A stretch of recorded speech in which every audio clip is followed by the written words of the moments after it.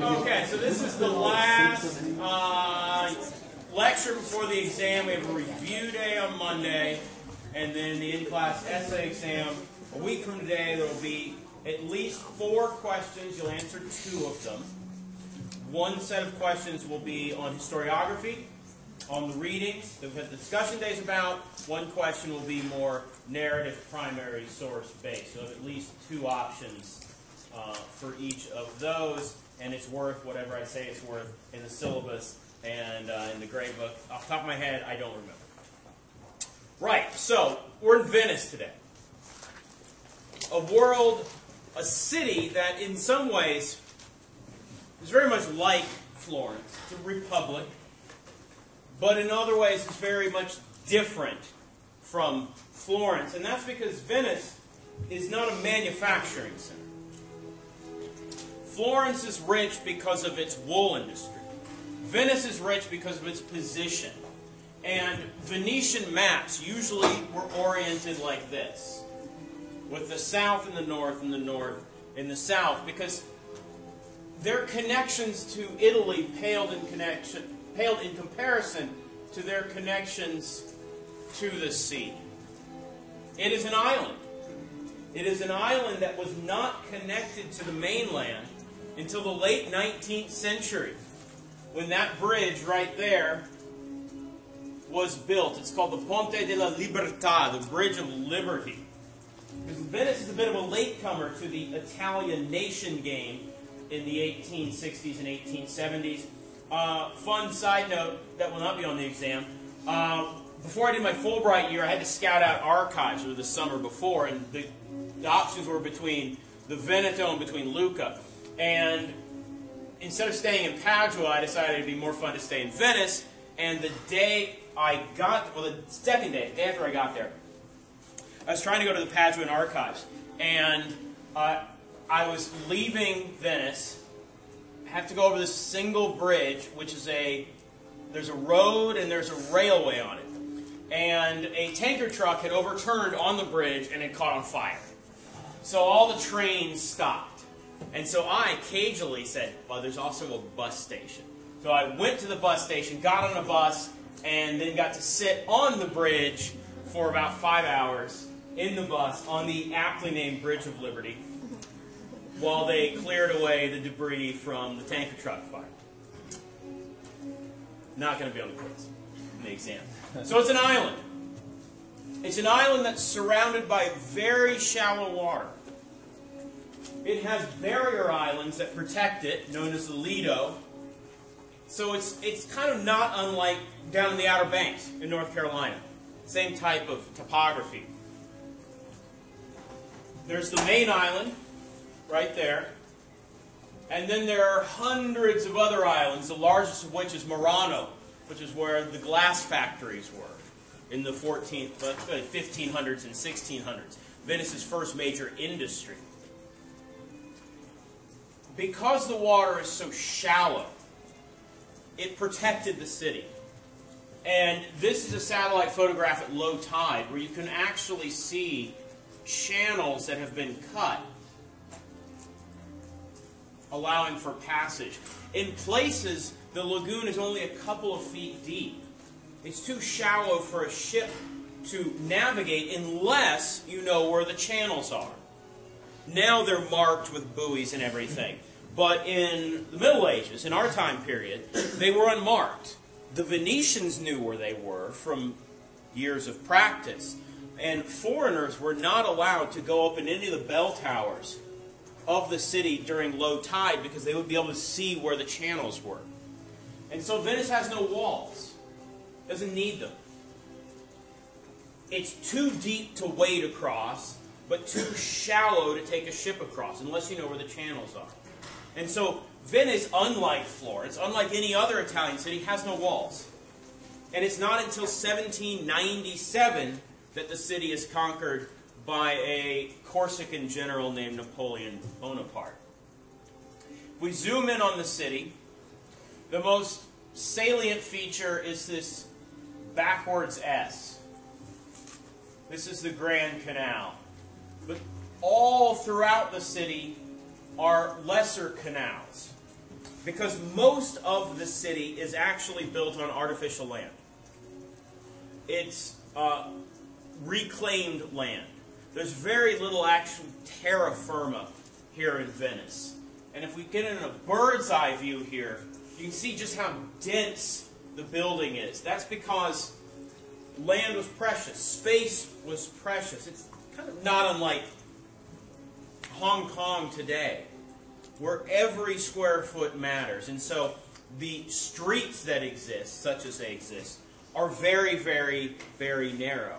And a street's an expensive proposition because 9 times out of 10, you have to lay down the foundation by hammering what are called piles, which essentially look like telephone poles, into the bedrock to build upon artificial land. And so most of the thoroughfares, such as they exist, are water. They're canals. Because a canal's free. The water's already there. And the streets, such as they exist, are often very narrow like this. This street is about 3 feet wide, 2.5 feet wide. There are no cars in Venice. There are no mopeds in Venice. There are no bicycles in Venice. You either walk or you go on the canals. And the biggest of these canals is the Grand Canal, Canal Grande in Italian. It is really the thoroughfare of the city. It goes from the north of the island, snaking through and emptying out into the lagoon at the Piazza San Marco, where the government center is, where the main church is located. Today, the Grand Canal is full of passenger and cargo ships. Very few gondolas exist to this day. Most people get around on what are called vaporetti. There's one right there. Now, there's somebody in this class that knows Italian. Where is he? Not here today. They're called vaporetti, or vaporettos, the singular, because when they first started plying the Grand Canal, they were steamships. And vapore in Italian is steam. And so they are little steamships. They're no longer steam-powered, they're diesel-powered. But they're buses, they're water buses, to get up and down the canal and get around the city. Once upon a time, though, there were no steam engines, there were no vaporetti. There were gondolas. Lots and lots and lots of gondolas. This is a Giovanni Bellini painting of the original Rialto Bridge with lots and lots of gondolas. They were always black. Black was the mandated color. The Republican government mandated that you could not paint your gondola or decorate it in any way, shape, or form. And this is a type of social control. It was a way to prevent competition between the citizens. Gondolas are asymmetrical. You can see from this back angle, they're unusual looking. They're asymmetrical. And that's because the gondolier stands on one side, and when he's standing on that one side, it evens it out. If the gondolier's not there, the thing's listed at about a 25-degree angle. The last person to have a private gondola in Venice, if I want to take a guess, it's 20th century, patron of the arts, powerful, rich family, yes? Mussolini. What's that? Mussolini. No, it was not Mussolini. His family has patronized art museums in New York. Guggenheim's. Peggy Guggenheim, who left her great modern art collection to the city of Venice. And on the Grand Canal, there's a fantastic museum of modern art called, not surprisingly, the Guggenheim. Same family that paid for the Guggenheim Museum of Modern Art in New York City. Last person to have a private gun. So water is integral to this city. Everybody's a mariner. And the largest single feature of the city is the shipyards, which are out here on the eastern part. There's the Grand Canal. And here is the massive shipyards, the Arsenale, the arsenal. Huge complex, an assembly line complex where ships could be built very, very quickly because Venice was entirely dependent upon its fleet. What the fleet was to Venice was wool to Florence. Fully 10% of the state budget was spent on the Arsenale in any given year. Just because it would be fun. Does anybody know how much our government spends on defense in a year? What percentage of the budget? 2%? A little bit more than 2%. On defense. 40? Not 40. Pretty low. 60. 25's close. About 20. It varies from year to year. We spend about $700 billion a year on defense, which is more than every other country on planet Earth combined. We spend more on Social Security than we do on defense. But Venice is spending 10% of its budget on defense here. Yes? North Korea spends 80% of its budget. Well, North Korea has a GDP of like $7. Is this just money or is this percentage?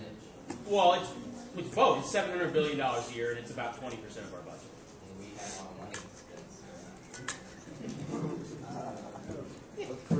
And we have a lot of money to spend. Do we have a lot of money to spend? Not so sure about that. We'll see how long we're number one. Okay, so during this lecture, I'm going to let... I'm not a Venetian. I spent a lot of time in Venice, but I'm not a Venetian. I'm going to let a Venetian nobleman, who's an architect from the Damosto family, whose family had a palace on the Grand Canal. Here it is. A palace that, because of rising sea levels, the bottom floor has become flooded, a palace built in the 13th century. Francesco Damosto, he's very charismatic, he's got a great set of hair, and he's an architect, and he's also Venetian nobility. His family can trace their Venetian roots back to the 500s. That's pretty impressive. So I'm going to let him tell us about the Arsenale, and I will call on him at various points during this lecture. This is the Arsenale, a temple to military and trading power. Venice's shipbuilding and weapons factory, the engine that ran the Venetian Empire. It occupied the whole easternmost boundary of the city. This place was so important that the whole of Venice kept time according to work hours at the Arsenale. At sunrise every morning, the bell in the campanile would ring out across the city, and thousands of Venetians would make their way to the Arsenale. The bell is still known as La Malangona, the carpenter, named after the workers who had half an hour to get to the factory. Here, they worked every hour of daylight to ensure Venetian trade routes were never threatened. This place could produce 200 ships in a month. That's 50 ships in a week, 7 per day. It was the first factory production line in the world.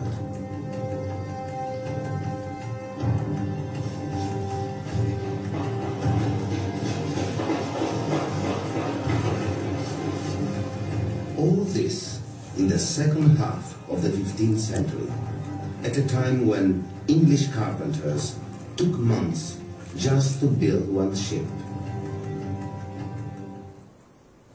There's a story, it's probably apocryphal, but it's told by Venetians. And I'll go back a couple of slides to illustrate it.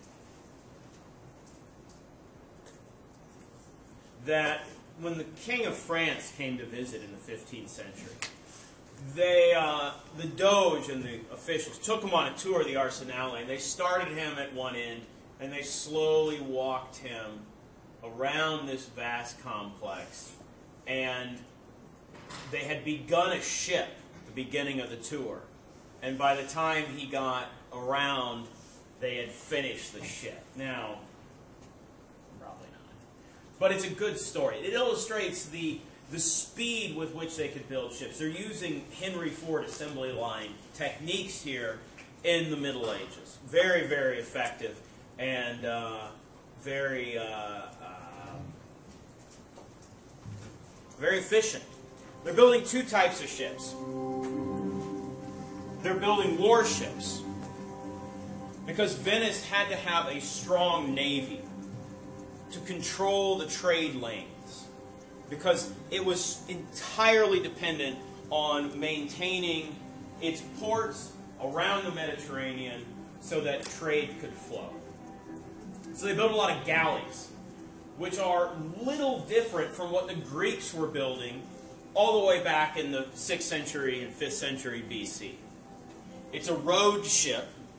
It's a very narrow and long ship. There are square sails for movement in times of peace. And it was a purpose-built ramming vessel. The big bronze ram in the front. And the goal was to plow into the enemy ship, to plow through their line of oars, and then to board them.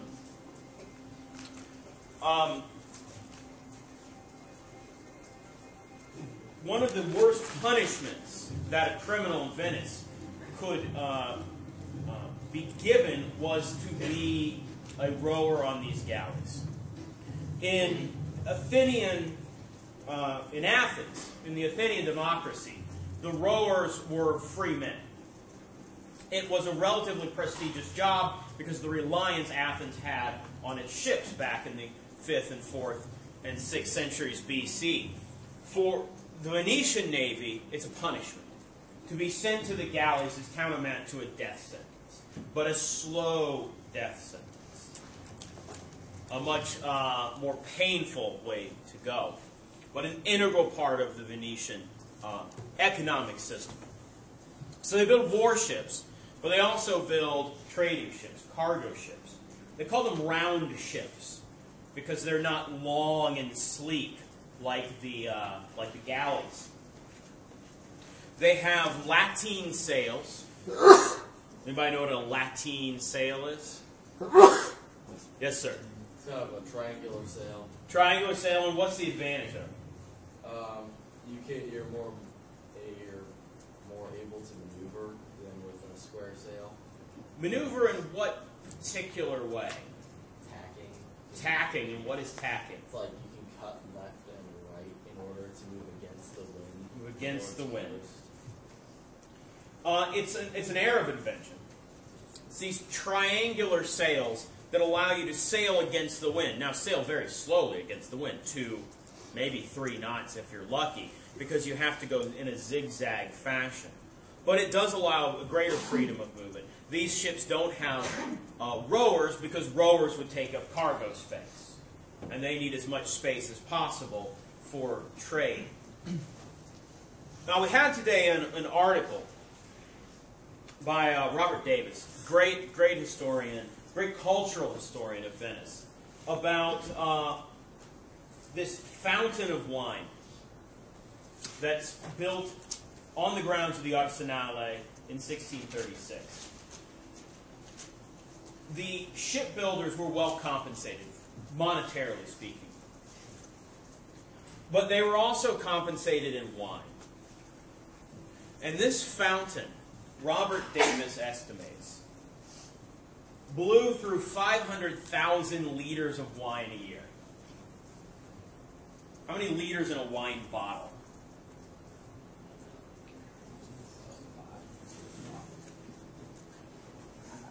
5 would be a box of wine. How many liters in a wine bottle? Less than that. It's less than 1. 0.75. 500,000. I can't even do the math. It's a lot of bottles of wine. It works out, if you take a look at the number of people employed at the Arsenale, from anywhere between 450 liters and 1,800 liters a year per worker. It's a lot of wine. Now, granted, this wine is probably weaker than our wine. Probably more like 8 or 9% instead of 12 or 13% ABV. Number 2, most people mix their wine with water. At least a little water. That being said, 1,800 liters a person a year is a fairly substantial amount of wine. And Robert Davis, using archival evidence, argues that Venice spent 2% of its state budget on the wine ration per year. So they're spending 10% on the Arsenale. 1/5 of that cost is wine. Apparently a drunk worker is a happy, but maybe not so efficient worker. It's a good article. If you haven't read it yet, Robert Davis is a great cultural historian. He really has a gift for storytelling. And if you like wine, if you're 21, then it's an interesting story about in-kind remuneration for the workers at the Arsenale. Question, sir? They have to pay for it? No, it's part of their salary. So they have this fountain, and at the end of your workday, you take a bucket or something, and you get yourself a couple gallons of wine to take home for the wife and kids. Question? I was going to say, so was everybody just drunk the entire time?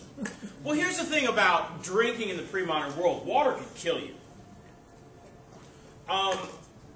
If you're in Northern Europe, you're drinking beer. If you're in Southern Europe, you're drinking wine. It's weaker in alcohol content than current beer and wine. I would assume the average person in the year 1400 had a bit of a buzz. Most of the time. Pregnant women drank wine that was watered down. As we're going to see when Brunelleschi's building the dome on the Duomo, he waters the wine of his workers so they don't get out of hand 250 feet above the street. I think most people had some rosy cheeks on any given day, or morning for that matter, or afternoon.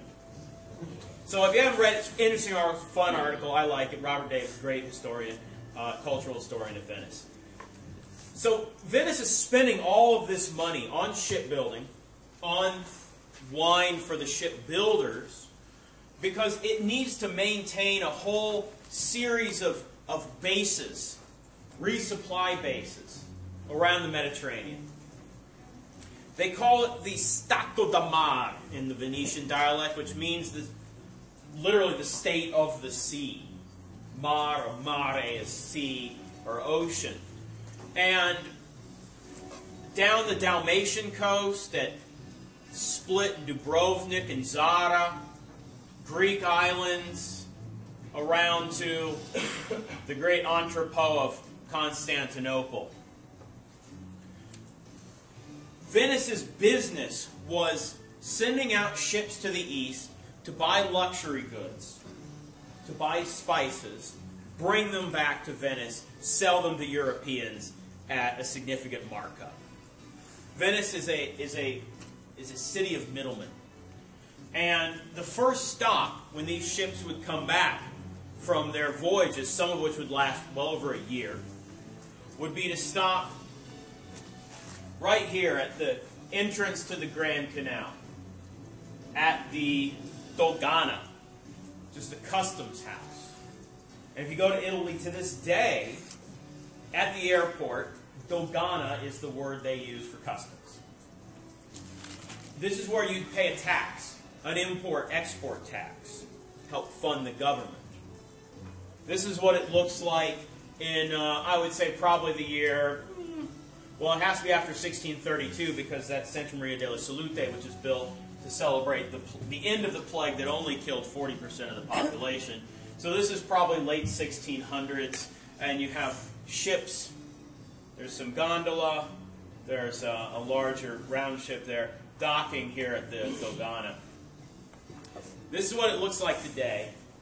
There's been a movement to turn it into a museum. I haven't been in Venice in a couple of years, so I assume nothing's come of that because they've been talking about building the seawalls for 35 years and nothing's really come of that. But it's still here at the entrance to the Grand Canal. So this is a moneymaker for the city. Import taxes and all this rich silks and spices coming in from the east. Once you paid your taxes, right here, you'd sail up the Grand Canal to this point right there. That's the Rialto, which is a elision of two words, riva alto, which means high bank or high shore. Because this is actually one of the few places in Venice where there was land. And so it was a kind of natural gathering point for merchants. And up until the 1500s, there was a wooden drawbridge. Here's that Bellini painting again from the late 1400s with this very simple wooden drawbridge. This is where all the marketplaces were, where the merchants were, where the bankers were. But now there's a stone bridge. So Francesco da Mosto is going to tell us how we get from a wooden bridge to this great neoclassical stone bridge. On the 10th of January 1514, Venice burned. But how could this be? Fighting fires in Venice should be easy. There is water everywhere. Alas, Venice was in the grip of winter. The canals were frozen solid. The city burned for 24 hours. The whole of the Rialto, Venice's commercial center, was destroyed.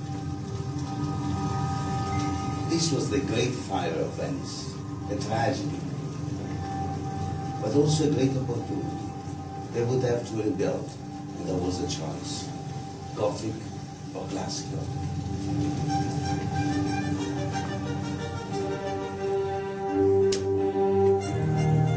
And the choice was classical.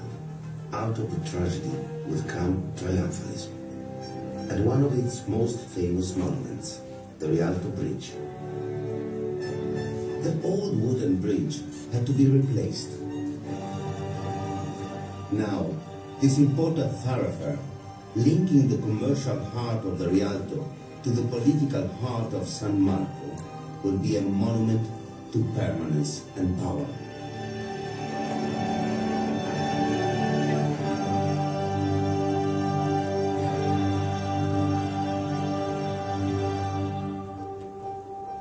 An architectural competition was held, attracting the best of Italian architects. Even Michelangelo entered.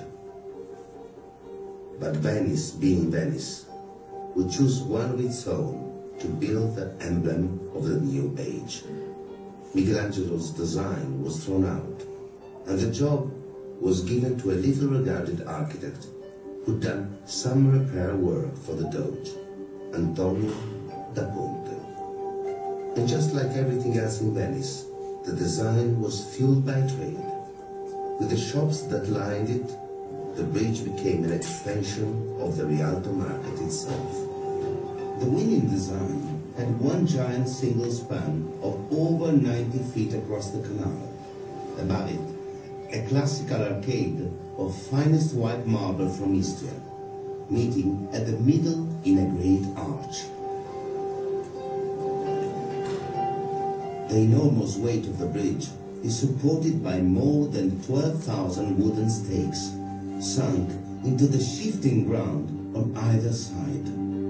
Those stakes are these piles, which basically look like big telephone poles, which get hammered down into the bedrock, and then you can build on top of it. At least 50, if not 60 or 70% of Venice is built on this reclaimed, this artificial wooden tile land. There's actually not that much in the way of solid land. Yes, question, sir. Is a lot of that still those original poles that they? Yeah. And it shifts. How long could they realistically think that's going to last? Well, there's a couple problems. One, the city is sinking, and sea level's rising. In November and December and January, there are floods where they call them the acqua alte, which literally means high water. And anywhere from a foot of water in Piazza San Marco to sometimes 2 or 3 feet of water is now a really regular occurrence, and it's a pretty significant problem. Venice may eventually become a scuba attraction. They're trying to build these seawalls like the Dutch have, but while the Dutch were able to build them in short order, they're organized, hadn't exactly happened in Venice. There's a lot of talk about it. A lot of talk.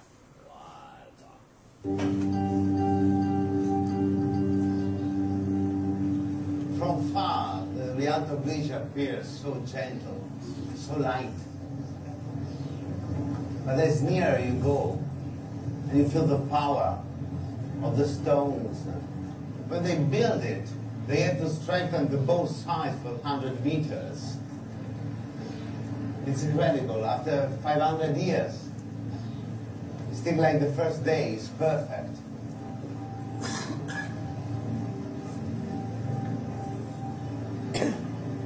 It's strange, but it's always an emotion to pass under, like it was the first time.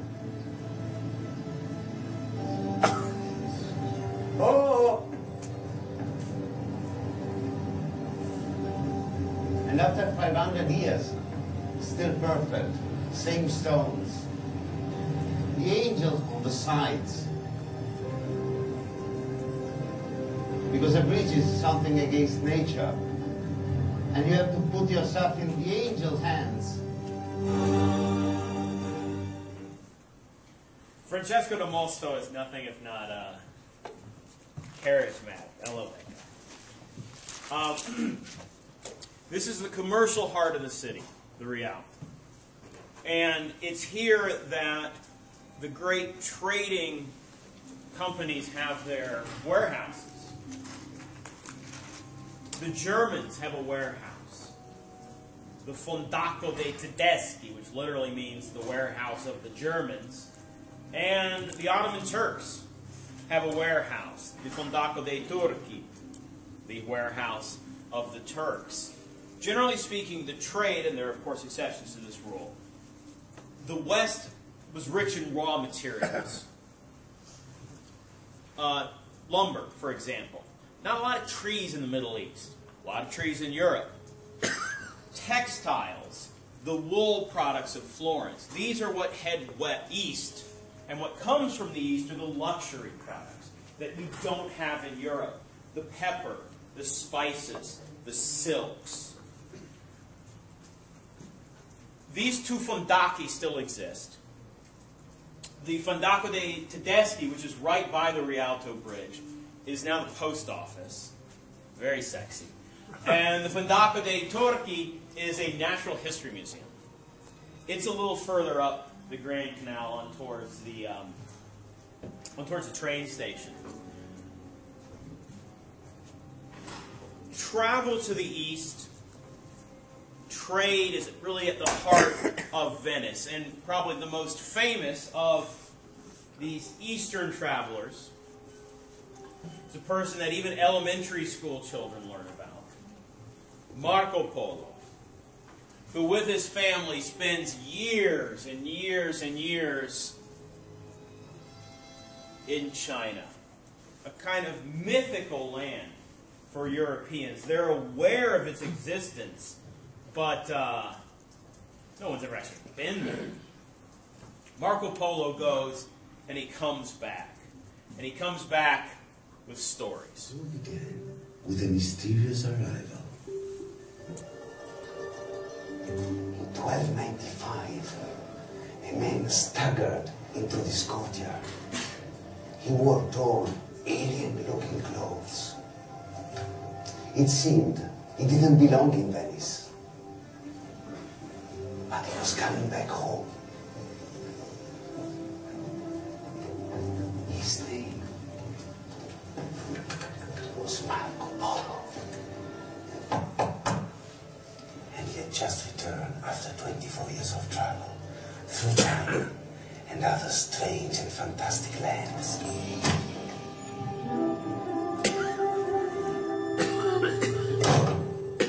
With the bizarre clothes, the weird accent, and the savage look, he had become a stranger to his own family.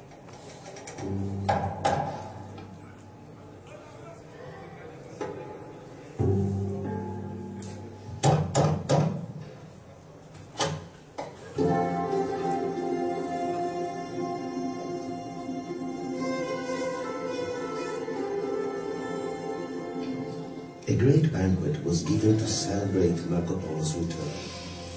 At this feast, he was to reveal his discoveries, things that Europe had never dreamt of. Polo had returned with more than just jewels. He brought back knowledge of a new world that was to make Venice rich. He told of extraordinary spices from India, the finest quality of silk from Bajau, gold and silver from Malabar, and the astonishing riches of the Chinese Emperor Kublai Khan, with his millions of ships, his millions of horses, and millions of camels. Marco Polo became known as Marco Milione, or simply Il Milione, Mr. Millions, because the people of Venice didn't believe a word he said. To make fun of him, they even called this courtyard Il Milione. But these distant lands were truly as rich as he said, and Venice would establish a unique network of trading routes to the east. The city would be the gateway between Europe and the Orient, bringing us huge power and riches. All right, which brings us to our primary source evidence for today. Excerpts from Marco Polo's travel log, his account. There are some interesting things in here. He's very much an Italian of the 13th century. And he's looking at China with the eye of an Italian of the 13th century. He notes favorably the harmony, the peace among the people of Qinsei, Hangzhou in modern China. He writes that the natives of the city are men of peaceful character. You hear of no feuds or noisy quarrels. There's such a degree of goodwill and neighborly attachment that you would take the people who live in the same street to be all one family. So this is about the year 1300. It's about the same time that Siena is building the Palazzo Pubblico, and not long before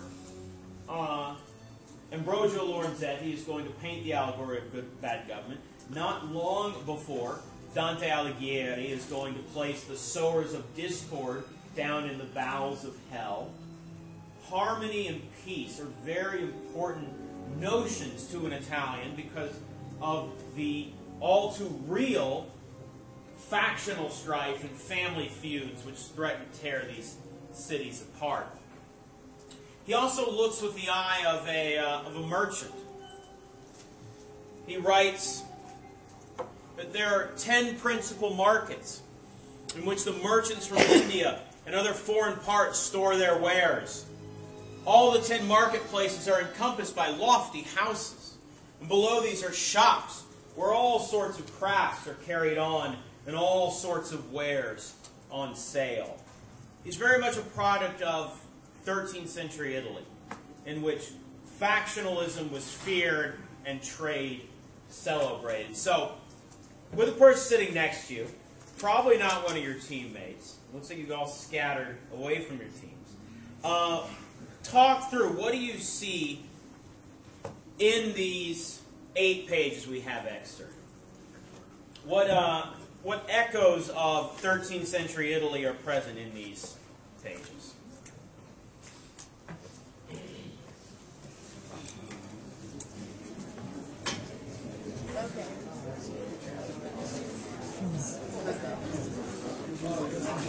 I don't have it. I haven't read it. Do you have Look, here we can get it. They got designed to do Oh, they call them Jacopo da Ponte, D-A space P-O-N-T-E, which literally means Jacob Bridge. I always forget what his actual last name is. His last name is not da Ponte. He's called, it's Antonio, or Jacopo of the Bridge. D-P-O-N-T-E.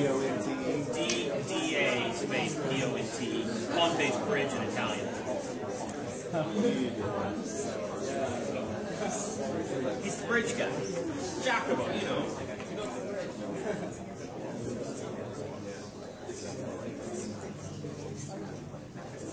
Alright, if you don't have a copy, move to where you can see a copy. Remember, for the lecture days, the things listed in blue we're going to be working with.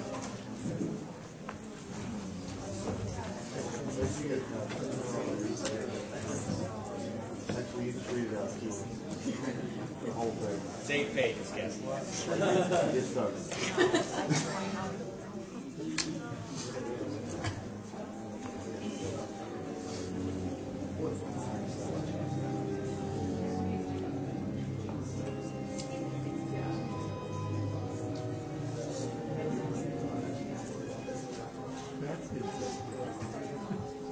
A family goal and going.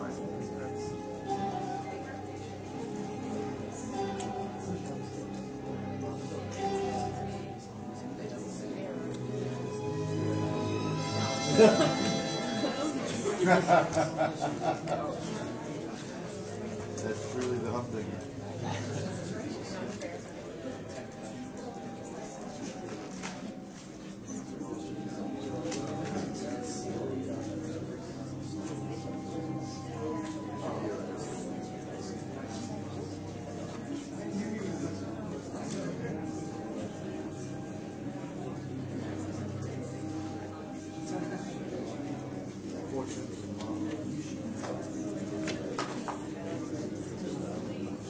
Notices the splendor of that king's So, palace. when they built this, they also bridge out of stone.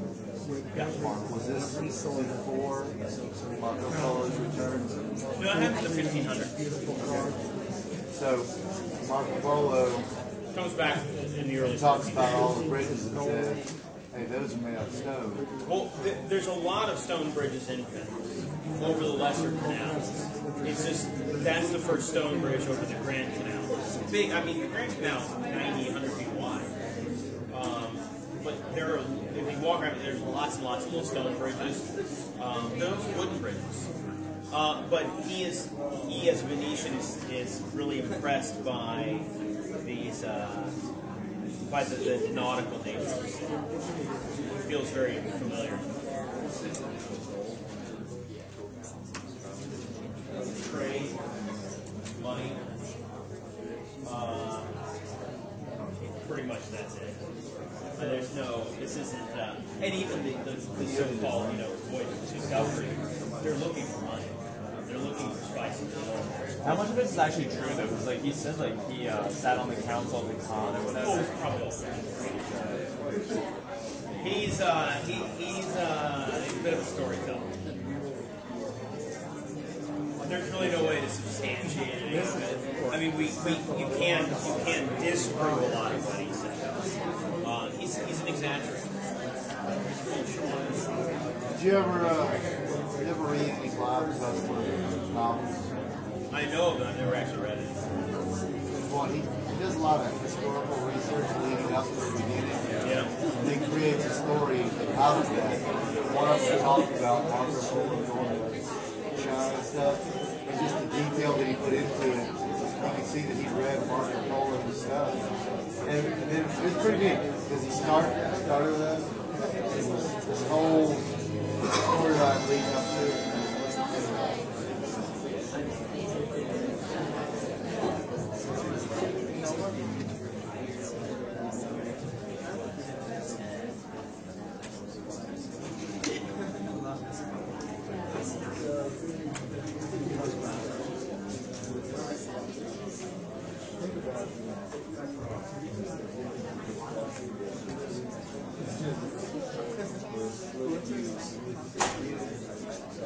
Okay, let's kind of, I want to point out some things that stood out to me. He, right there on the first page, talks about the 12 guilds of the different crafts. Each guild had 12,000 houses in the occupation of its workmen.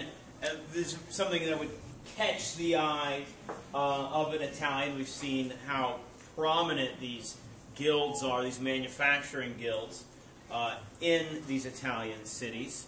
Another thing that caught my eye was right up there. The houses of the city are provided with lofty towers of stone in which articles of value are stored for fear of fire, for most of the houses themselves are of timber, and fires are very frequent in the city. Now, because he notes that everybody gets along, he surmises that these towers are not big for factional feuds, but rather are places of storage for the great wealth of these people. And he appreciates the civil order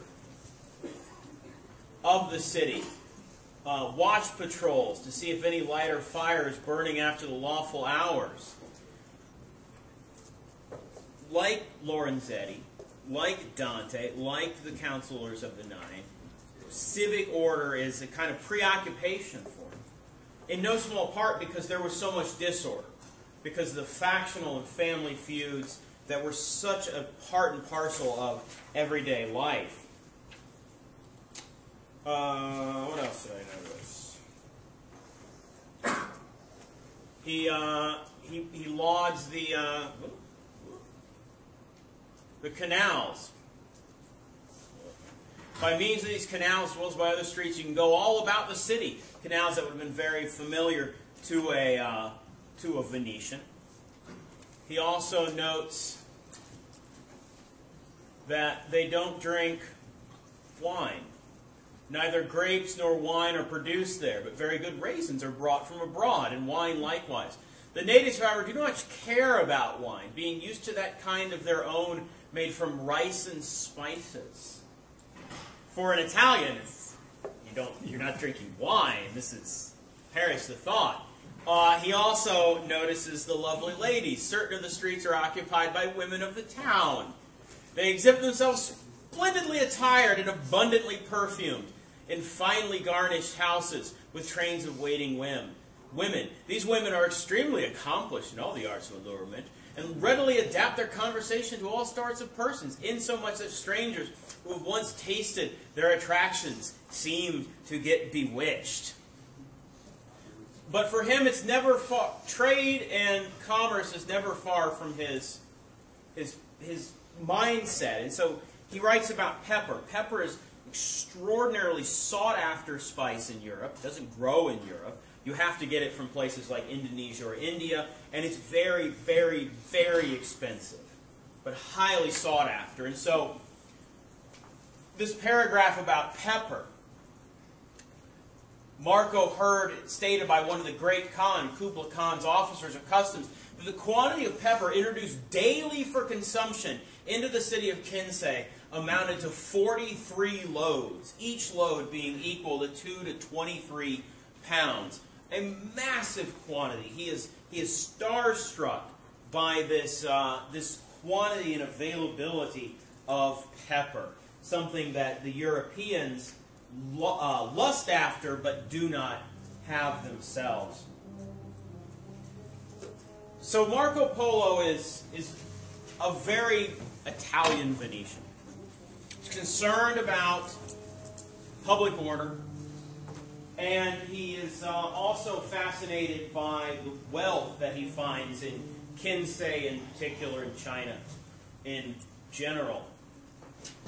The wealth that he finds will make Venice wealthy. Venice already established trading networks with the East. Marco Polo is not as if he discovered that there were riches in the East. No, far from it, far from it. The Venetians had a significant presence in Constantinople and along the eastern Mediterranean since at least the year 1000.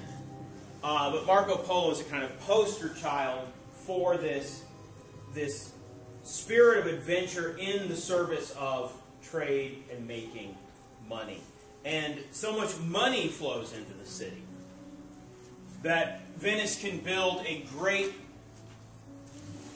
public square and palace of public palace. And the Piazza San Marco. St. Mark is the patron saint of the city. He's omnipresent in the city. His emblem, which is a lion with his paw upon a book that says, Pax tibi Marcum Evangelium meam, peace to you, Mark my evangelist.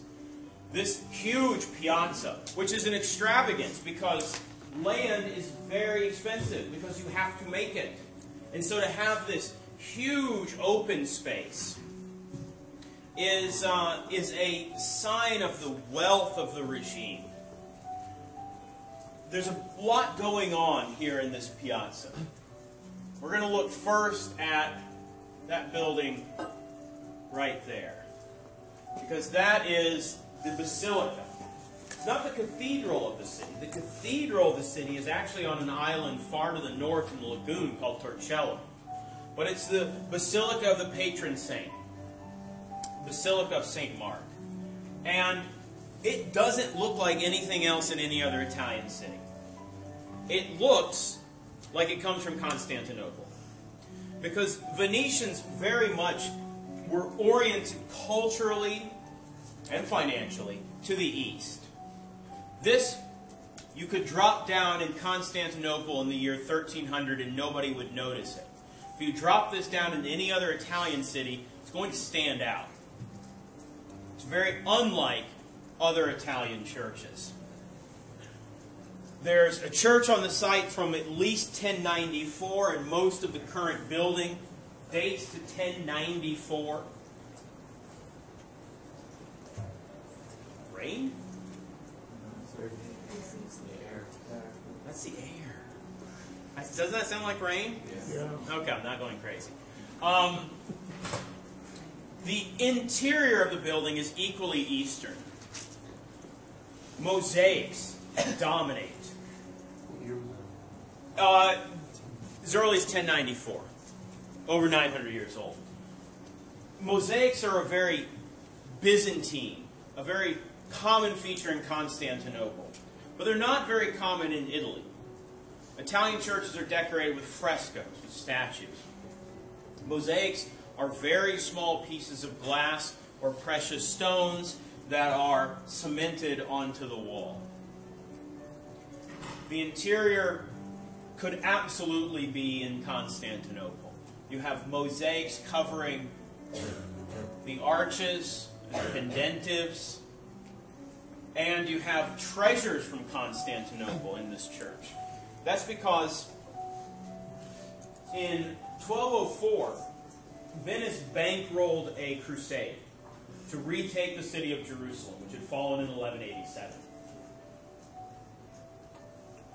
But the crusade got hijacked by Venetian commercial interests. And instead of taking the city of Jerusalem, as had been the plan, the Crusaders captured the city of Constantinople. And the Venetians robbed the place blind. Everything that's not nailed down, and then some things that are nailed down they take. Such as the Pala d'Oro, the golden screen, which sits behind the altar here in the Basilica of San Marco. It is a fantastic piece of Eastern Orthodox Byzantine religious iconographical art. It is all gold. It is solid gold, but it's studded with hundreds, if not thousands, of jewels and images of saints and archangels, icons. The Venetians steal this along with lots and lots and lots of other things when the Crusaders that they have bankrolled take the city of Constantinople in the early 1200s. But like most of the city, the Basilica of San Marco does not rest on solid ground. It rests on these piles. And the floor, the marble floor, has undulated. It's wavy because the piles are sinking irregularly. What's happening to the basilica is happening in many other places in the city, where subsistence?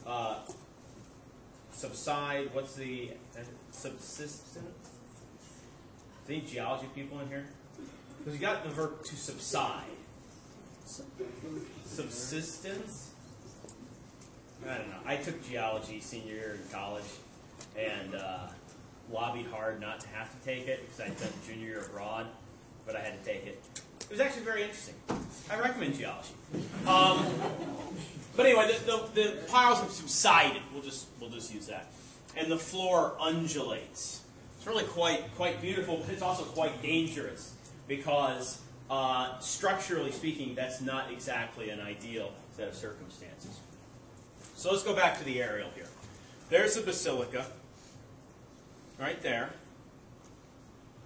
and this huge piazza. One of the largest piazzas in all of Italy, which is all the more amazing given how expensive an open space like that is. We're going to be concerned with the rest of this lecture with this building right here.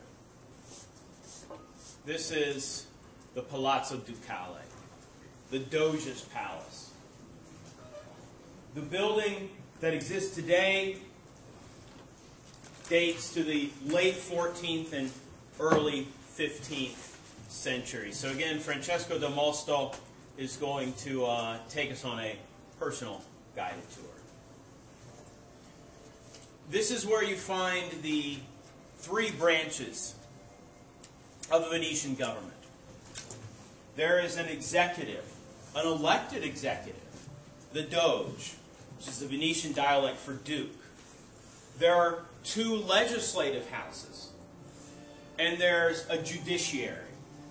The American government, in no small part, is modeled on the Venetian Republic, with checks and balances and division of power between a legislature, an executive, and a judiciary. So, Francesco, take it away. The Doge's Palace is one of the most extraordinary buildings in the world. There's been a palace on this site from the early 9th century. From here, for almost 1,000 years, the Doge ruled Venice. The present building is a mix of Gothic and Classical, East and West, the marriage of styles that would come to define the look of Venice. The Doge could enjoy a fine palace at a time when other rulers hid themselves away in heavy medieval fortifications. Venice was beginning to exhibit the confidence that came with its miraculous location, impregnable to attack, protected by the lagoon.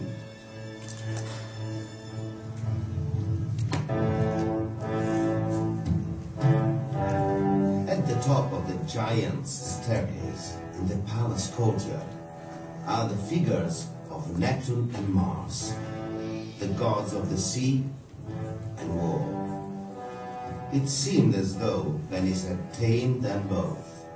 This was the ultimate seat of power. The Doge presided over the ruling council here. Laws were made here and justice dispensed. Even the state prison was part of the palace. And at its center, the Doge lived in splendor. This is your Downing Street, Houses of Parliament, Tower of London, and Buckingham Palace rolled into one.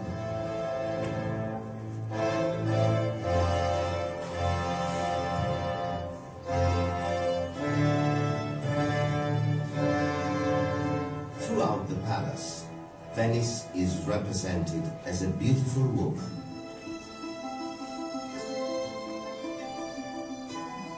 In painting after painting, she appears with Christ himself. At times, she seems to outshine even the Son of God.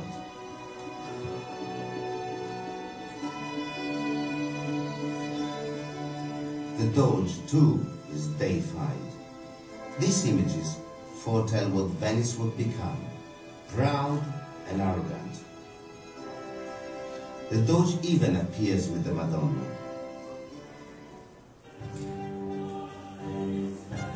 This is the great council chamber. Here the Doge presided over meetings with the 2,500 representatives of Venice. This room was at the heart of Venetian government.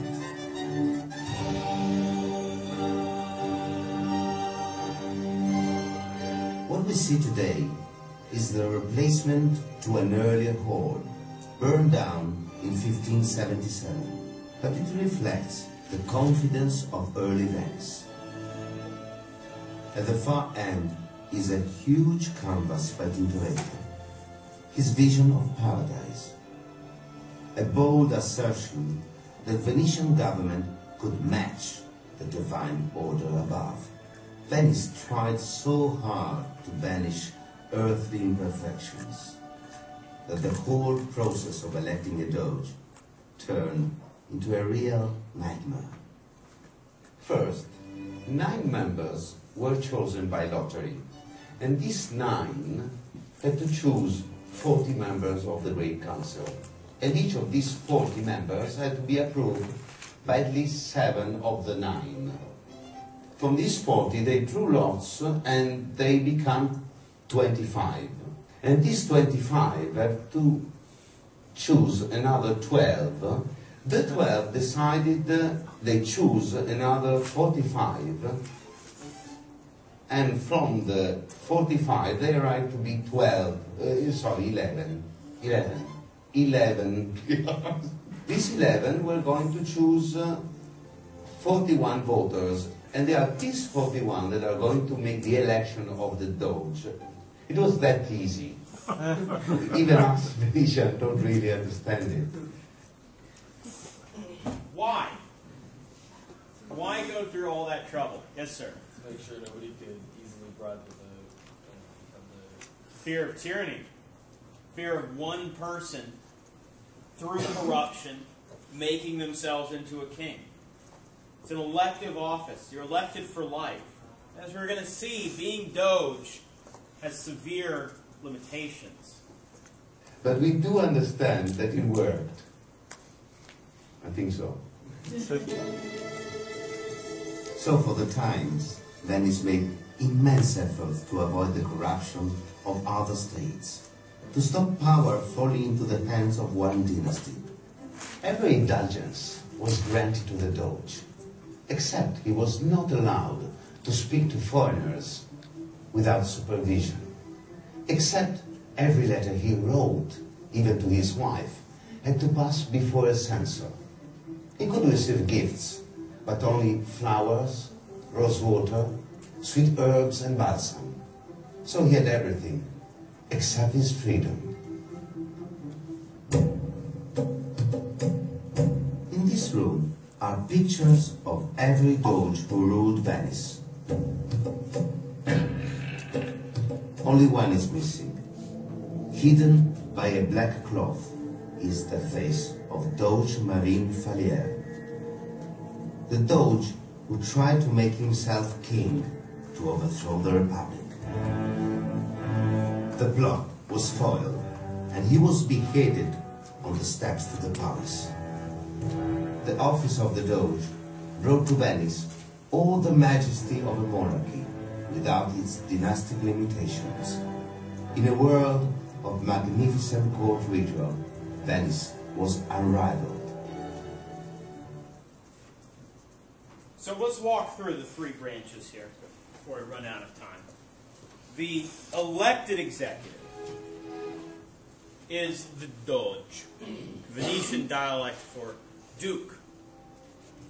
Elected for life by that unbelievably complex procedure, which is designed explicitly to prevent someone like a Marine Falliere from making himself a king, to prevent corruption. The Doge has a council, kind of like the president's cabinet, of 6 consiglieri, which are drawn from the 6 great neighborhoods of Venice, the sestieri, which literally means the 6th, which is hard to say. He has a great deal of, what's the word I'm looking for here? It's not power. Prestige. Prestige is a good word. This is actually a very weak office. And that's intentional. Because Venice, like we saw in Siena, is afraid of one person becoming too powerful. One person making themselves into a king and starting a dynasty. Real power is in the legislative branch.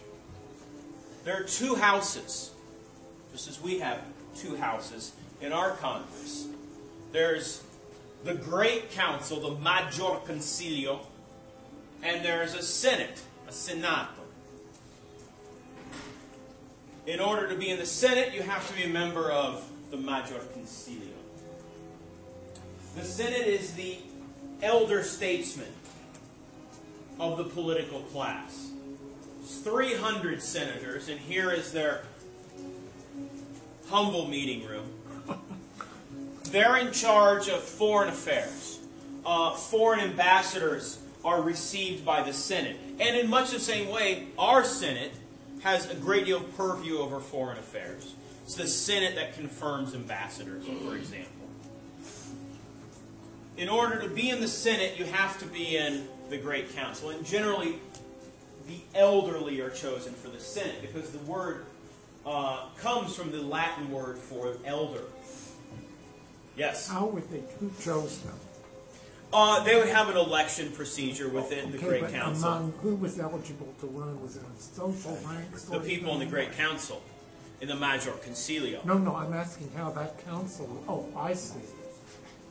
The people in the Great Council. There are choose the 2,500 senators. people in the Maggior Concilio. Now, in order to be in the Maggior Concilio, after 1297, you had to be one of 200 families. It's known as the serrata, the closing. Your name, if you're one of these 200 patrician families, which are the merchant nobility, is inscribed in the golden book when you're born. The Libri d'Oro. Meaning that when you come of age, if you're a man, of course, this is not a not unmisogynistic world, then you can take part in the Great Council, the Maggior Concilio. So you have, it's not a representative government, because the patricians are a small portion of the population, maybe 5%. These are people who made tons of money in trade and who built huge palaces along the Grand Canal. And who, in the 1500s, once Africa is rounded by Vasco da Gama, will diversify their portfolios and build houses out in the countryside, in the Veneto. And they'll get people like Andrea Palladio to build those houses. And we'll talk about when we get to the next unit of art. It's not a democracy. It's not representative government. But it is a Republican government. Once you're in the Great Council, the Maggior Concilio, you can become a doge.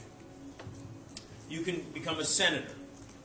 You can also serve on one of the judicial committees, such as the Council of 40, which is so called because there are 40 people on it. It's known as the Quarantia in Italian. Side note, sidebar. So why is a quarantine called a quarantine? if Quarantia, Not allowed to leave unless they vote. They're isolated. for how many days? 40 days. A quarantine comes from Quarantia, 40, the time of isolation if you are carrying a disease. So if you're in the Maggior Concilio, the Great Council, you can maybe win a seat on the Council of 40, which is the chief judicial council. But in 1310, an attempted coup d'etat by a man named Tiepolo will result in a much smaller executive council of 10 members of the Maggior Concilio. Tiepolo is the name of the conspirator who tries to overthrow the government and make himself king. He is a patrician. He was a member of the Great Council. Yes, sir. What year was that attempted coup? 1310. 1310. Right there. Interestingly, this is about the same time that you get the 9 priori in Florence. It's about this. Granted, it's about 30 years later. About the same time that you get the 9 councilors in Siena. It's a small executive council that really runs the state. The Doge is a figurehead. The Doge is like Queen Elizabeth II. Yes, she has a lot of prestige, but she has no power. The Maggior Concilio is giant. It's unwieldy. The Senate is mainly concerned with foreign affairs. After 1310, real power to do things in Venice comes from the 10 people on the Council of 10. They hold true executive power. And Venice, in many ways, is kind of a police state. The Council of 10 has spies all over the city, listening, watching, arresting those who are suspect in their loyalty to the Republic. There's a prison in the Palazzo Ducale. But by the 1300s, it's not big enough. Too many people are being arrested for political crimes. It needs to be expanded. And so they build a bridge, right here, from the Palazzo Ducale to a new prison annex. And it's called the Ponte di Sospiri, the Bridge of Sighs. And if you go to Venice, there are 1,000,001 people taking a picture from there, which is what you see. If you're standing on that bridge, you can see that. And this is the view from inside the Bridge of Sighs. You can see this stone lattice work here. I found a hotel website that advertises the romantic nature of its hotel by showing a nice little bottle of champagne and a flower overlooking the Bridge of Sighs. This is where thousands of political prisoners passed over. But how could they possibly know that? The prisons, there's the Bridge of Sighs, here's the prison annex, are, compared to the rest of Europe, not bad. A, because they can't be underground, because there are no basements in Venice, just as there is no basement in the Alamo, as we learned from Pee-wee's Big Adventure. You do get a decent amount of light. They're relatively enlightened. Granted, if you end up in one of these prisons, in one of these cells, your chances of future freedom are fairly limited. And for the worst offenders, they would put you up in the attic of the Palazzo Ducale right here, in cells called the piombi, which is for the Latin, Italian word for lead. And under a lead roof in the middle of the summer, unpleasant. Casanova got sent up there, but he escaped. All around the city are boxes like this. Somebody jammed God knows what into the mouth there. But they are denunciation boxes. Write somebody's name on it. Turn them in. This one says, Denote secrete contro chi accuserà gratie et officii o colluderà per nascondere la vera rendità di essi. Which means secret denunciations against those who would hide gifts or offices, or who would collude to hide the true value of their goods. In other words, the corrupt, the cheaters. Boxes like this are all over Venice. People are encouraged to name names. Turn in your neighbors. If you see something, say something, to use the parlance of our times. So, while there are no successful coups, there's Marine Falier's unsuccessful, there's Tiepolo's unsuccessful, there is a great deal of stability in the government. The Venetians are very proud of this. It's not until Napoleon arrives in 1797 that the government falls. It's held up through a climate of fear. They call themselves Serenissima, the most serene republic. But the reality is a bit darker. It is an early modern police state. Okay, are there any questions before we leave today? Arsenale, Rialto, Ducale, Dogana. Okay, so on Monday we will be reviewing. I'll put this up on the website. List of the primary sources we've encountered. And we'll review on Monday. Then on Wednesday, you will write 2 fantastic essays. One on historiography, one on primary sources and narrative.